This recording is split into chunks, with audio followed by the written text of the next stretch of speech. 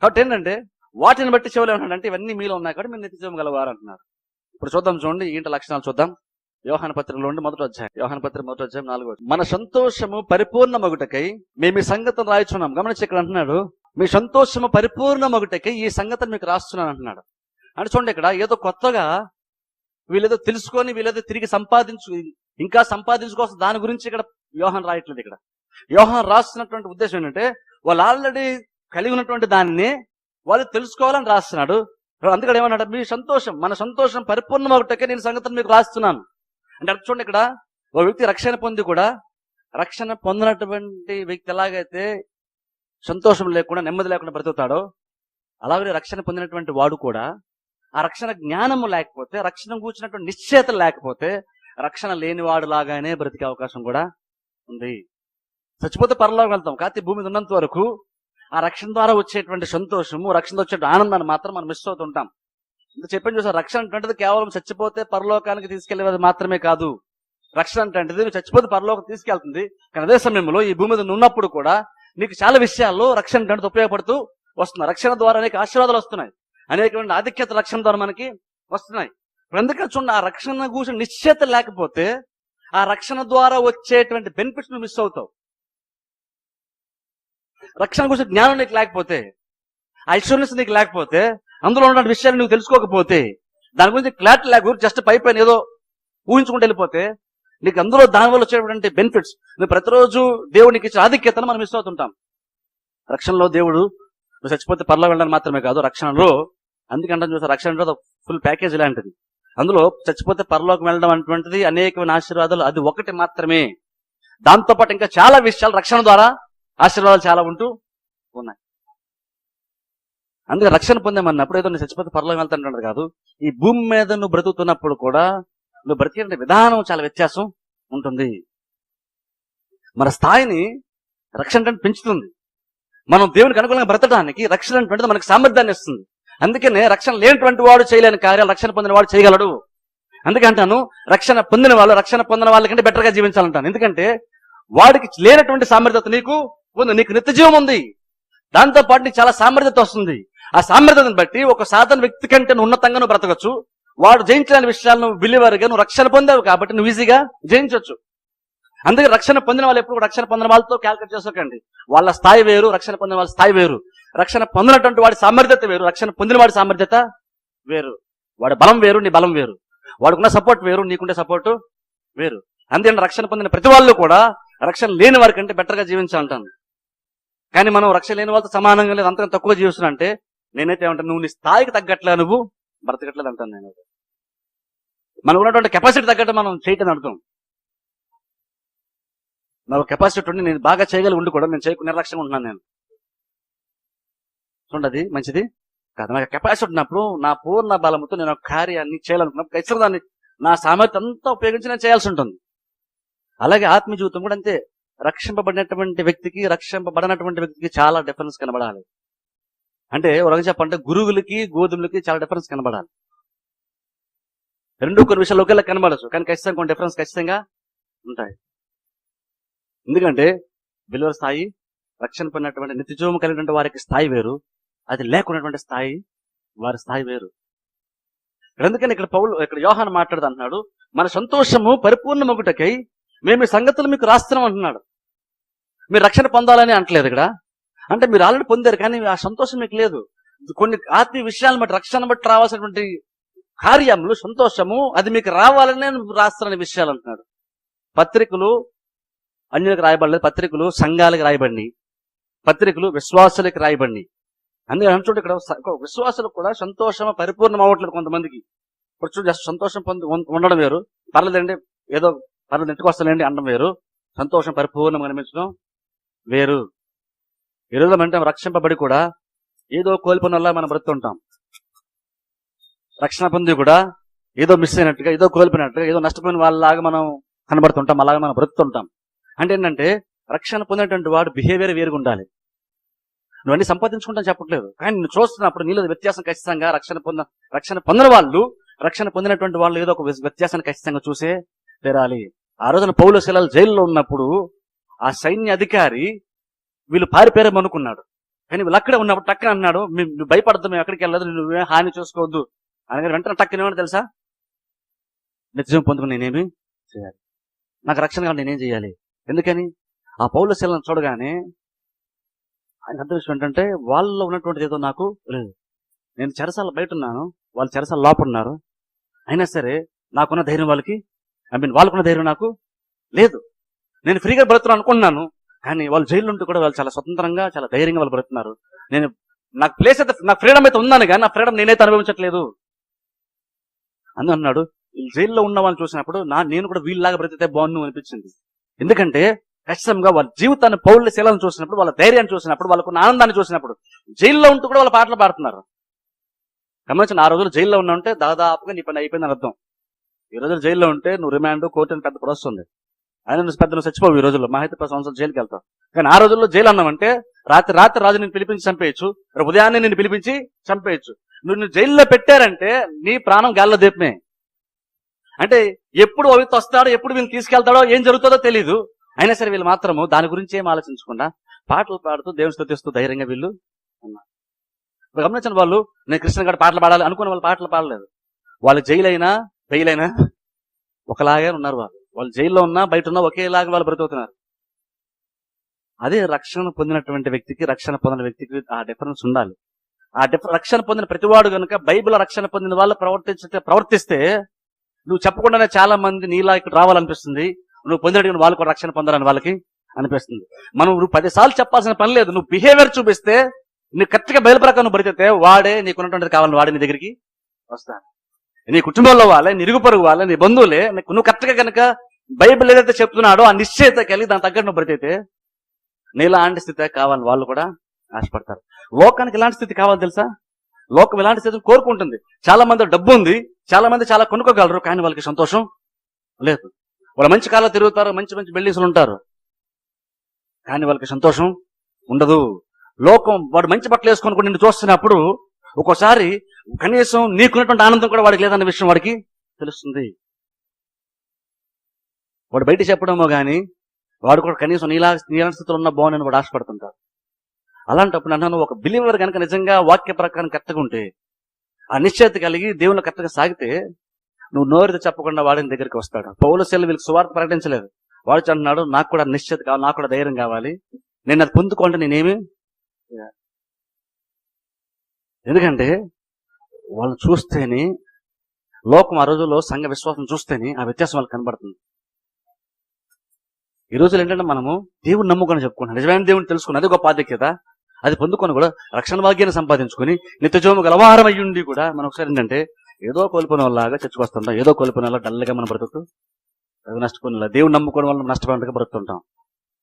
Problem ఏంటంటే ఆ రక్షణ గురించిన జ్ఞానం నీకు లేదు, లేదా దాని గురించిన నిశ్చయత నీకు లేదు, కాబట్టి ఆ సంతోషం నీకు రేపు. అందుకు అంటున్నాడు యోహాన్, అంటున్నాడు మన సంతోషం పరిపూర్ణం ఒకటే. నేను సంగతులకు చెప్తున్నాను, రాస్తున్నాను అని. చూడండి, సంతోషం పొందుకోవడం వేరు, సంతోషం పరిపూర్ణంగా పొందుకోవడం వేరు.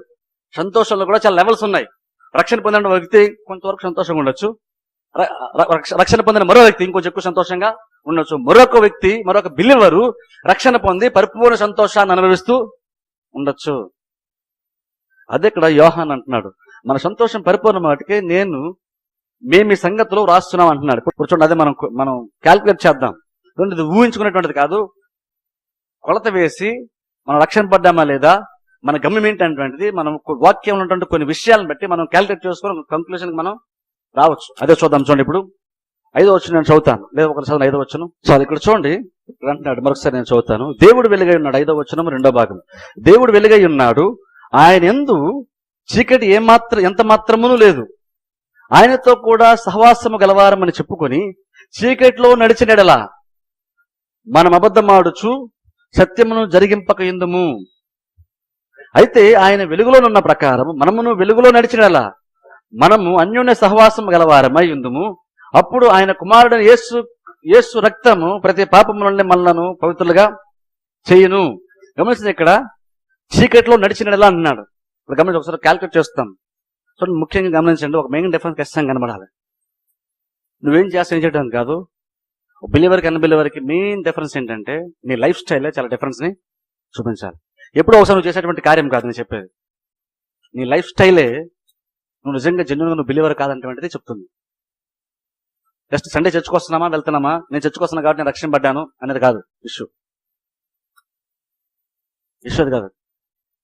అందే చూడండి, ఇక్కడ యోహాను అన్నాడు నడిచిన ఎడలా అన్న చోట ఇంకొక మాట ఏమన్నా లైఫ్ స్టైల్ పెట్టచ్చు, నీ జీవిత విధానం అని చెప్పొచ్చు, అంటే నీ అలవాట్లు అని చెప్పొచ్చు, నువ్వు ప్రతిరోజు నువ్వు చేసేటువంటి కార్యాలు అని చెప్పొచ్చు. అన్నాడు దేవుడు వెలుగై ఉన్నాడు అనే విషయాన్ని చెప్తున్నాడు. చెప్తే అంటున్నాడు, మీరు కనుక చీకటి నడిస్తే మీరు అబద్ధం ఆడుతున్నారు అంటున్నాడు. అంటూ అక్కడ అంటున్నాడు, చెప్పుకొని చీకటి నడిచినలా అబద్ధం ఆడుచున్నాము, సత్యమును జరిగింపకుందుము అంటే ఏమన్నాడంటే, మీరు కనుక మీ లైఫ్ స్టైల్ పరిశీలించండి ఒకసారి, గమనించండి. ఇప్పుడు మనం యోహాను ఏం చెప్తున్నాడో దాన్ని తెలిసిన ప్రయత్నం చేయట్లేదు, మనం ఏంటో తెలిసిన ప్రయత్నం మనం చేస్తున్నాం. ఇక్కడ పర్పస్ అదే. ఇక్కడ చూడండి, ఇక్కడ నేను కూడా విషయం చాలా క్లారిటీ ఇస్తాను ఇక్కడ, గమనించండి ఇక్కడ. ఎందుకంటే ఇది నిత్యత్వానికి సంబంధించింది. అని ఏదో పైపైన ఏదో చెప్పుకొని వెళ్ళిపోయే ఉద్దేశం నాకైతే లేదు. లేదా ప్రసంగం బాగా లోతుగా మీకు అందరికీ మిమ్మల్ని ఇంప్రెస్ చేయడం కోసం కూడా చెప్పేది కాదు నా ఉద్దేశం. నేను ప్రసంగం చేసేది జనాలను ఇంప్రెస్ చేయడానికి కాదు. ఈ స్పెసిఫిక్ గా ఈ రోజు ఈ విషయానికి వచ్చేసరికి మనందరూ ఖచ్చితంగా క్లారిటీ రావాలి మనకి. అంతే, ఏదో మంచి ప్రసంగం వరకు ఎక్స్పెక్ట్ చేయకండి. ఇదేంటంటే నువ్వు తెలుసుకుంటున్నావు, నువ్వు నిజంగా ఎవరంటే నువ్వు తెలుసుకునే ప్రయత్నం నువ్వు ఇక్కడ చేస్తున్నావు. ఎందుకంటే ఇందులో జస్ట్ ఊహించుకొని బ్రతికేసేటువంటిది కాదు ఇది. దేంతో నిశ్చిత లేకుండా ఉండొచ్చు, కానీ ఆ రక్షణ నిశ్చిత నీకు ఉంటే ఆ ధైర్యమే వేరు. ఇప్పుడు చూడండి, ఒకసారి చూడండి, బస్ టికెట్ కానీ ట్రైన్ టికెట్స్ తీసుకుంటారు చాలా మంది. టికెట్స్ కన్ఫర్మ్ అయిన వాళ్ళు చూడండి, టికెట్స్ కన్ఫర్మ్ అవ్వకుండా ఆర్ఎస్ఎల్ ఉన్న వాళ్ళు చూడండి, అంత వ్యత్యాసం ఉంటుంది. కన్ఫర్మ్ అవునటువంటి వాడు ఆ కౌంటర్ చుట్టూరు 10 సార్లు తిరుగుతుంటాడు. వాడు ఎవరెవరితో మాట ఏవో చేస్తున్నాడు, మైండ్ అంతా మాత్రం దాని మీద ఉంటుంది. ఎందుకంటే కన్ఫర్మ్ అవుద్దో లేదో తెలియదు, ఆ క్లారిటీ లేదు. కానీ కన్ఫర్మ్ అయిన వాడు చూడండి, వాడు అసలు ఏం పట్టించుకోడు. ఎందుకంటే ఆయన పేరు తాళ రిజర్వ్ అయ్యింది, ఆయన సీట్ రిజర్వ్ అయ్యి ఉంది. రాగానే ఎక్కేస్తాడు, ధైర్యంగా ఉంటాడు. అది ఎవరో కూర్చుని పోతారేమో, టికెట్ అయితే నా దగ్గర ఉంది, కానీ ఎవరన్నా కూర్చుని పోతే నా పరిస్థితి ఏంటి, వాడిని వెళ్ళగొట్టగల లేదని ఆ డౌట్స్ ఉండవు ఆ వ్యక్తికి. ధైర్యంగా ఉంటాడు. కన్ఫర్మేషన్ అంటే నిశ్చయత కన్ఫర్మేషన్ లేనటువంటి వారికి ఉండదు. నువ్వు ఆ రక్షణ గురించి నిశ్చయత నీకుంటే నువ్వు లోకంలో బ్రతుకుతున్నప్పుడు నువ్వు చాలా ఫ్రీగా బ్రతుకుతావు. ఆఫ్టర్ ఒక 6 hours జర్నీ, కొన్ని రోజుల జర్నీకే టికెట్ కన్ఫర్మ్ అయిన వాడికి అంత డిఫరెన్స్ ఉంటే, ఆనందంలో అంత డిఫరెన్స్ ఉన్న బిహేవియర్ అంత మార్పు ఉన్నప్పుడు నిత్యత్వములకు సంబంధించిన దాని గురించి మాట్లాడుతున్నాం మనం. నిజంగా కనుక మనం పరలోకం కన్ఫామ్ గా వెళ్తామంటే అందులో ఉండేటువంటి సంతోషము ఏంటో ఒకసారి ఆలోచించండి. లేదా ఒక టికెట్ కన్ఫర్మ్ అయింది, కానీ వాడికి విషయం తెలియదు. అది తెలుసుకునే వరకు అలాగే ఆర్ఎస్ ఉండొచ్చు, చూసారా, వాళ్ళ రిజర్వేషన్ కన్ఫర్మ్ అయ్యి ఉండొచ్చు, లిస్ట్ లో వాళ్ళ పేరు ఉండొచ్చు, కానీ ఇంకా వాడికి తెలియదు, వాడికి తెలుసుకోలేదు. టికెట్ అయితే ఉంది, అది వెయిట్ లిస్ట్ లో ఉంది. ఇప్పుడు వెళ్ళినప్పుడు ఆ లిస్ట్ లో ఆయన పేరు ఉంటుందో లేదో చూసుకోవాలి. అది తెలుసుకునే వరకు టెన్షనే, అది తెలియనంత వరకు టెన్షన్ గా ఉంటాడు. కానీ ఒక్కసారి కనుక అది కన్ఫర్మ్ అయింది అనే విషయం ఆయన తెలిస్తే, ఆయన తెలియనప్పుడు కూడా లిస్ట్ లో కన్ఫర్మ్ అయిపోయి ఉండొచ్చు. కన్ఫర్మ్ అయినంత మాత్రం నీకు సంతోషం రాదు, నువ్వు రక్షణ పొందినంత మాత్రం నీకు రక్షణ ఆనందం నీకు ఉండదు. రక్షణ నువ్వు పొందేమన్న నిశ్చయత నీకు ఉంటే ఆ నిశ్చయతను బట్టి నీకు ఆనందం వస్తుంది, కానీ రక్షణ పొందిన ప్రతివాడు ఆనందంగా బ్రతాడని కాదు. రక్షణ పొందటం వేరు, రక్షణ నిశ్చయత పొందుకోవడం వేరు. రక్షణ పొందినప్పటికీ రక్షణ పొంది నిశ్చయత లేకపోతే చచ్చిపోతే పరలోకానికి వెళ్ళే బెనిఫిట్ నీకు ఉంది, కానీ ఆ ధైర్యం మాత్రం నువ్వు చాలా మిస్ అవుతుంటావు, సంతోషాన్ని నువ్వు చాలా మిస్ అవుతుంటావు. కానీ అదే గనక చచ్చిపోయినప్పుడు చూద్దాం అనుకోవడం కంటే ముందుగానే నేను రక్షింపబడి ఆ రక్షణ నిజంగా నేను రక్షింపబడ్డం లేదంటే నువ్వు కన్ఫర్మ్ చేసుకొని నిశ్చయత నీకు వస్తే ఈ లోకంలో ఎంత ఫ్రీగా ఎంత ధైర్యంగా మనం బ్రతుకుతామో. అప్పుడు మన బిహేవియర్ లో మార్పు వచ్చేస్తుంది. మనం దేని గురించి మనం టెన్షన్ పడం, అంత వ్యత్యాసం ఉంటుంది. అందుకే చూడండి, రక్షణ పొందినంత మాత్రాన రక్షణ ఆనందాన్ని పొందటం లేదు.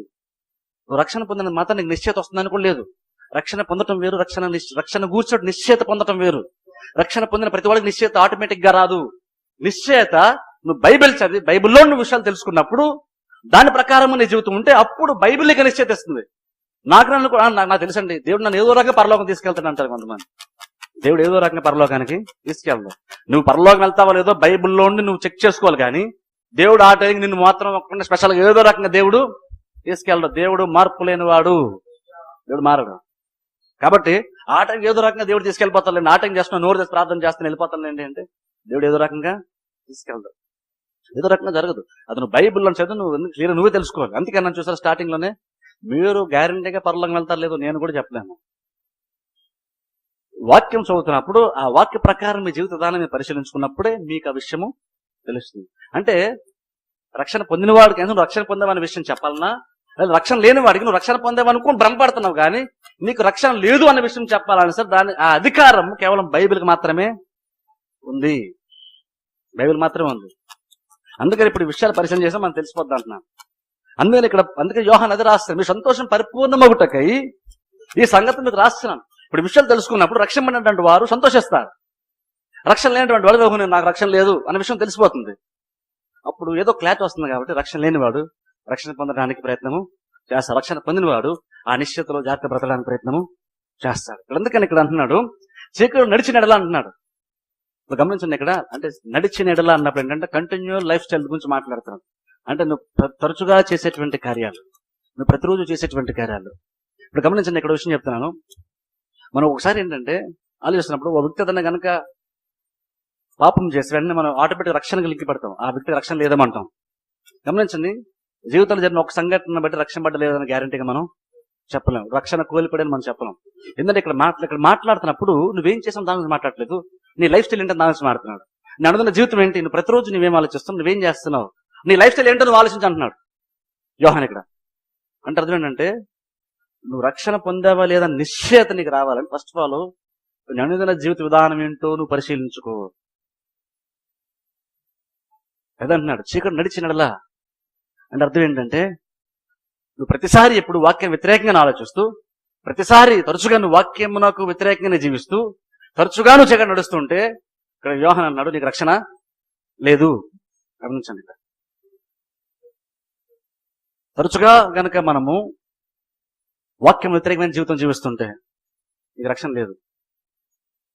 మరి పాపం చేస్తే ఏంటంటే చూడండి, అందుకే కింద యోహాను మరలా అంటున్నాడు 8వ వచనం మనం చదివితే, మనం పాపం లేనివని చెప్పుకున్నాడులా మళ్ళీ మనమే మోసపుచ్చుకుందాము.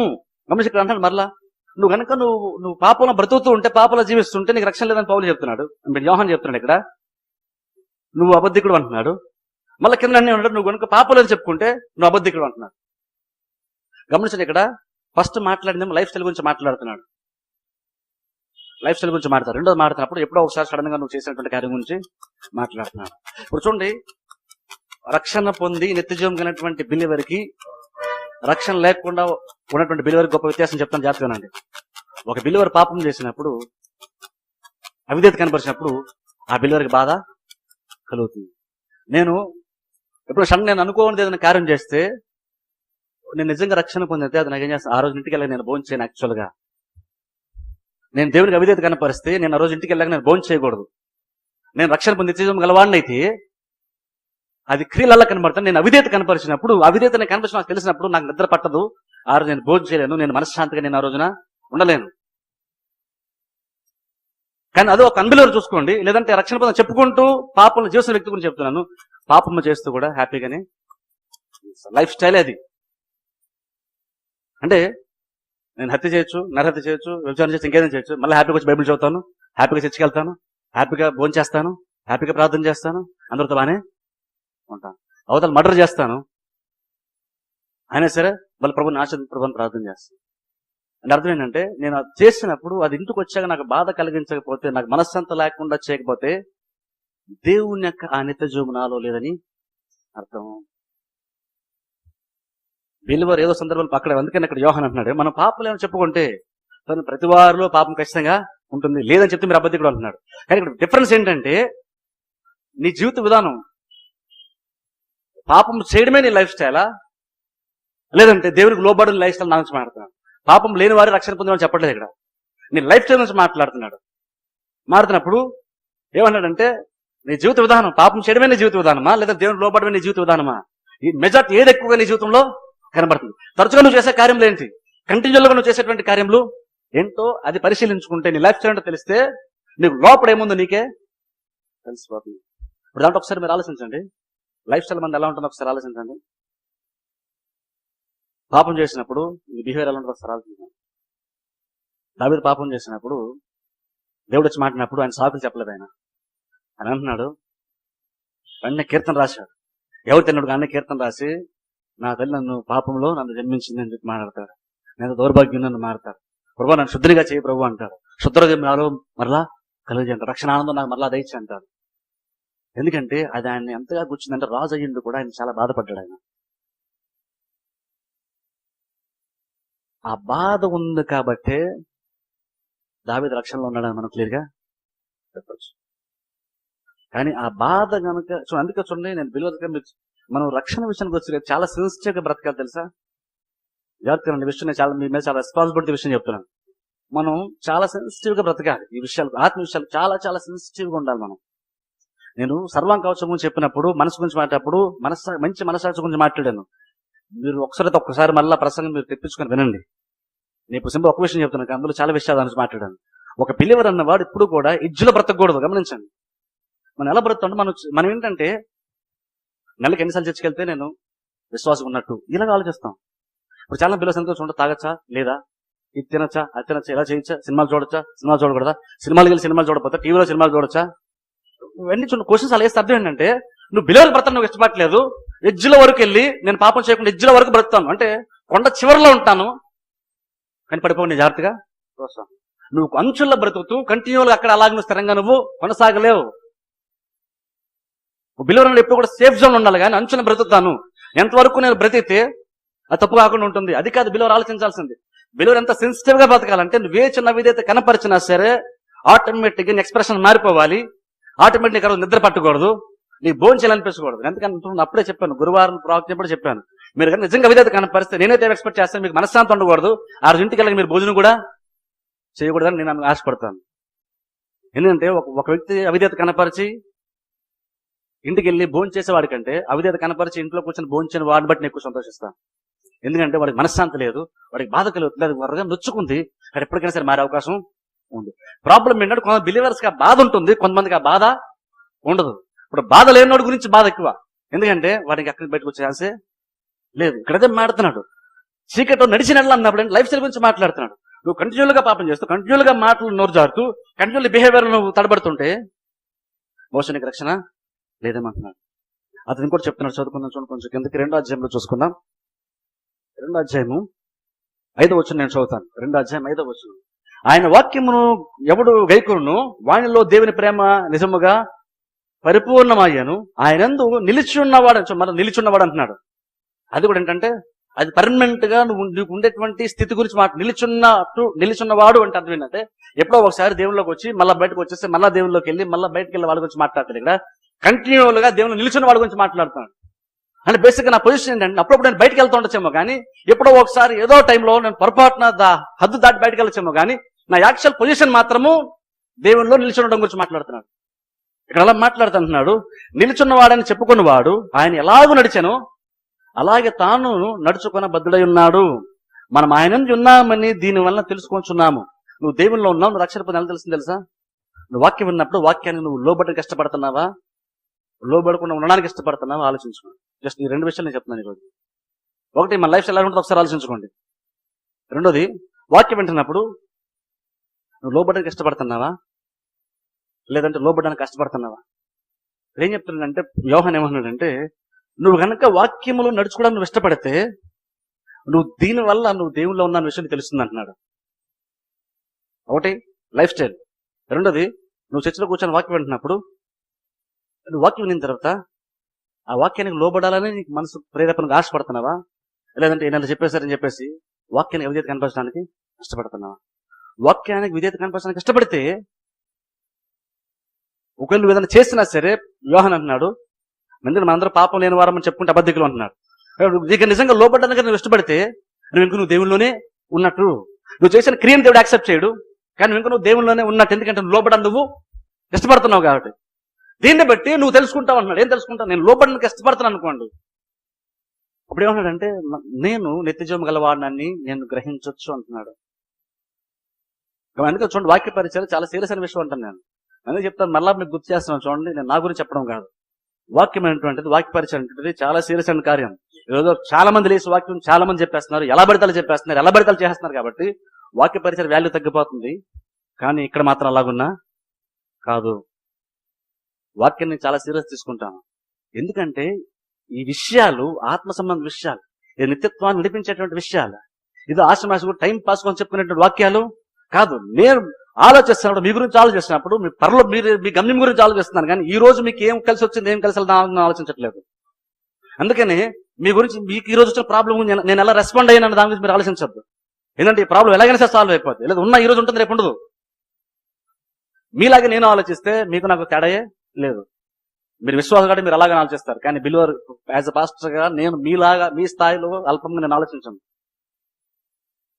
కొంచెం లోతుగా ఆలోచిస్తాం, కొంచెం ఉన్నతంగా ఆలోచిస్తాం, కొంచెం ఎక్కువ దూరం ఆలోచిస్తాం.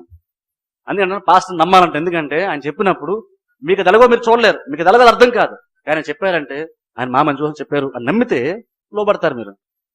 ఆయనకి ఏదో మనసు ఉందని అందుకే చెప్పారంటే గమనించండి. మీ మీ గురించి నేను మాట్లాడుతున్నప్పుడు నా నోటి నుంచి ఏం మాట రావాలి మీరు ఎక్స్పెక్ట్ చేస్తున్నారో అది ఖచ్చితంగా నా నోటి వస్తానని మాత్రం మీరు ఎప్పుడు అనుకోకండి. మీరు ఆశపడిందే నా నోట్లోంచి రావాలని ఎప్పుడు ఎక్స్పెక్ట్ చేయకండి. మీరు ఆశపడిందే వస్తే ఒక పాస్టర్గా నేను పనిచేయటం అర్థం. ఎందుకంటే మీరు బైబిల్ వచ్చి ఎప్పుడైనా సరే ఇజ్రాయెల్ ప్రజలకు వెళ్ళినప్పుడు, ప్రవక్త వెళ్ళినప్పుడు ఇజ్రాయెల్ ప్రజలు ఎక్స్పెక్ట్ చేసిన వాళ్ళు మాట్లాడలేదు, వాళ్ళు అనుకుంది మాట్లాడలేదు. దేవుని యొక్క వాక్యాన్ని వాళ్ళు చెప్పారు, కానీ వీళ్ళు ఏం ఎక్స్పెక్ట్ చేస్తున్నా అది చెప్పలేదు. అందుకని మీకు ఏ ప్రసంగం ఇష్టపడతారో, మీకు ఏ ప్రసంగం నచ్చొద్దో అది చెప్పడానికి ఇక్కడ నేను లేను. ఏం చెప్పడం కరెక్ట్ అనేటువంటిది నాకు అనిపిస్తుందో, దేవుడు నన్ను ప్రేరేపిస్తాడో, సిద్ధపడతాం నాకు ఆలోచన ఇస్తాడో, దాన్ని బట్టి వాక్యం చెప్తాం. మీరు ఎక్స్పెక్ట్ చేసిందే చెప్పం. అంటే ఏమన్నా వాక్యం అంటే అంత సీరియస్ అయిన విషయం అంటాను నేను. వాక్య బోధ అంత సీరియస్ అయిన విషయం, దీని మీద జీవితాలు కట్టొచ్చు. వాక్య బోధ అనేటువంటిది యాక్చువల్గా జీవితాలు కట్టేటువంటి కార్యం ఇది. నేనైతే జీవితాలు అలాగే చూస్తాను.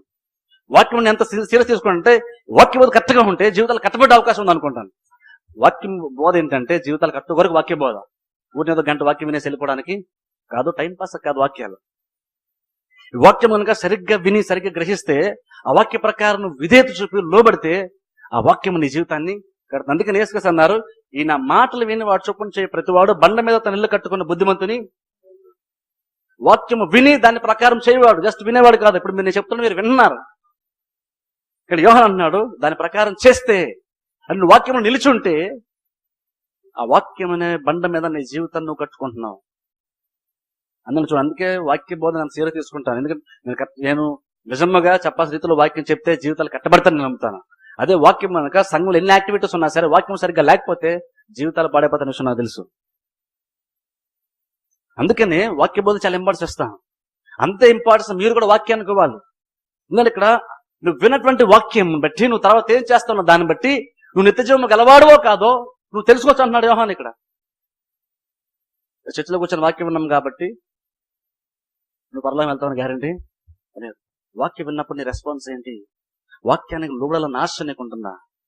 లేదంటే నా కోసం చెప్పారండి అనుకోను, లేదంటే ఈ చెప్పిన ప్రకారం చేయాలంటే అండి అనుకోని, ఎంత తక్కువ చేస్తే అంత బాగుంటుంది అనుకోని, ఏదో పైపై నా మాత్రమే కొన్ని వాక్యాలు మాత్రం వినేసి కొన్ని వాక్యాలు చేసేసి మంచి బిలర్గా స్టాంప్ పెంచుకున్నటువంటిది కనుక ఏదో కష్టపడి ఏదో కొంచెం చేసేద్దాంలే, చాలే, ఎంత అవసరం అంత చేసేద్దాంలే అనుకుంటే నువ్వు రక్షణ పొందేవో లేదో నాకైతే డౌటే. ఏంటని అన్నాడు, నువ్వు కనుక లోబడేటువంటి మనస్తత్వం నీకుంటే దీనివల్ల నువ్వు ఆయనలో ఉన్నావని నువ్వు తెలుసుకోవచ్చు అంటున్నాడు. ఈ రెండు విషయాలు ప్రధానమైన నేను చెప్తున్నాను. ఒకటి నీ లైఫ్ స్టైల్, రెండుకు లైఫ్ స్టైల్ సంబంధించింది. ఒక బిల్లు ఆ సందర్భంలో పాపం చేయొచ్చు, కానీ పాపం చేయడంలోనే లైఫ్ స్టైల్ గడిచిపోతుంటే, అందులోనే కంటిన్యూ అవుతూ, అందులోనే కష్టపడితే, అందులోనే కవర్ అవ్వడానికి కష్టపడితే నీకు రక్షణ లేదు. వాక్యమును అవిధేయత కనపరుస్తూ అవిధేయతలోనే కంటిన్యూ అవ్వాలనుకుంటే, వాక్యం వింటూ కూడా దానికి లోబడ్డానికి కనుక నీకు ఆశ లేకపోతే, లోబడిన మనస్తత్వం నీకు లేకపోతే నీకు రక్షణ ఉందో లేదో డౌటే. నేను చెప్తున్నాడు అన్నమాట, యోహాను చెప్తున్నాడు అన్నమాట, బైబిల్ యోహాను అంటున్నాడు అన్నమాట. ఇప్పుడు చూడండి, ఈ విషయాలు సీరియస్ తీసుకోండి. ఒకవేళ నిజంగా ఈ వాక్యం విన్న తర్వాత మీకు నిజంగా ఆ రక్షణ లేదమ్మా కానీ మీకు అనిపిస్తే మరలా భాషను రెడీ అవ్వండి. ఏంటంటే భాషను ఆల్రెడీ తీసుకున్నాం కదా మళ్ళీ ఏంటంటే అంటారేమో. మనం ఇష్యూస్ గురించి మాడుకున్నాం, సీరియస్ మ్యాటర్ మాడుకుంటున్నాం కాబట్టి చూసిన ఏమనుకుంటారా అది వద్దు. మనకి చూసిన ఏమనుకుంటాను నేను ఉంటే చచ్చిపోయిన నరకానికి వెళ్తావేమో. విషయాన్ని డిసైడ్ చేసుకో. అందుకే స్టార్ట్ లో చూస్తారు ఈ వాక్యం చాలా రెస్పాన్సిబుల్ చెప్తున్నాను అంటున్నాను. ఎందుకంటే చాలా ప్రాబ్లం ఇది తెలుసుకోవడం. అదే కనుక ఈ లైఫ్ స్టైల్ కనుక మనలో ఉంటే, ఈ లక్షణాలు యోహాను చెప్పిన లక్షణాలు మనలో ఉంటే నువ్వు ఖచ్చితంగా నువ్వు బిలీవర్వే. అది ఇక్కడ యోహానే చెప్తున్నాడు విషయం. కానీ అదే కనుక నువ్వు చెప్పినట్టు కాకుండా వేరే కనుక నీ లైఫ్